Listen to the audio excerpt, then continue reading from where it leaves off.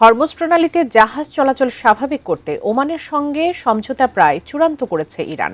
শুধু আলোচনা নয়, এরই মধ্যে জাহাজ চলাচলের রুটও নির্ধারণ করেছে দুই দেশ। তবে হরমুজ প্রণালী পুরোপুরি খুলতে হলে ওয়াশিংটনকে তেহরানের নির্ধারিত সব শর্ত মেনে নিতে হবে বলে সতর্কবার্তা দিয়েছে ইরানের রেভলিউশনারি গার্ড কোর আইআরজিসি। আরও জানাচ্ছেন রায়হান মুন্সি। দীর্ঘদিনের অচল অবস্থার পর আবারও স্বাভাবিক হতে যাচ্ছে বিশ্বের অন্যতম গুরুত্বপূর্ণ জ্বালানি পরিবহন পথ হরমুজ প্রণালী। গত কয়েকদিনের ধারাবাহিক আলোচনার পর প্রণালীটি খুলে দিতে সমঝোতায় পৌঁছেছে ইরান ও ওমান।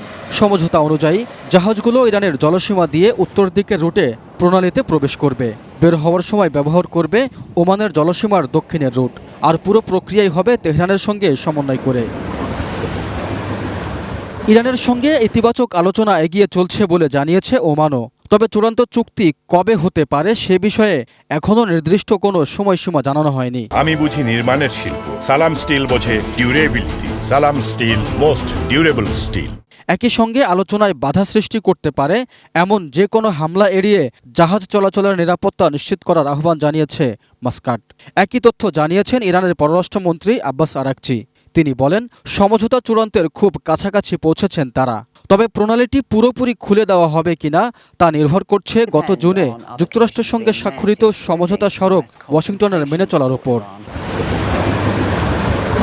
ইরানের রেভলিউশনারি গার্ড কোর আইআরজিসির দাবি, হরমুজ খুলতে হলে তেহরানের নির্ধারিত সব শর্তই মেনে নিতে হবে ওয়াশিংটনকে। পাশাপাশি ওমানের সঙ্গে প্রায় চূড়ান্ত পর্যায়ে থাকা আলোচনায় ট্রাম্প প্রশাসনকে হস্তক্ষেপ না করার আহ্বান জানিয়েছে আইআরজিসি। বিশ্বের মোট জ্বালানি তেলের প্রায় 20% পরিবহন হয় গুরুত্বপূর্ণ এই জলপথ দিয়ে। তবে গত 28 ফেব্রুয়ারি যুক্তরাষ্ট্র ইরান ইসরায়েল সংঘাত শুরুর পর থেকে প্রায় 5 মাসের বেশি সময় ধরে অচল অবস্থায় রয়েছে হরমুজ প্রণালী। সৌদি আরব, ইরাক, কুয়েত, কাতার ও সংযুক্ত আরব আমিরাতের মতো উপসাগরীয় দেশগুলোর তেল ও গ্যাস রপ্তানির বড় অংশই পরিবাহিত হয় গুরুত্বপূর্ণ এই জলপথ দিয়ে।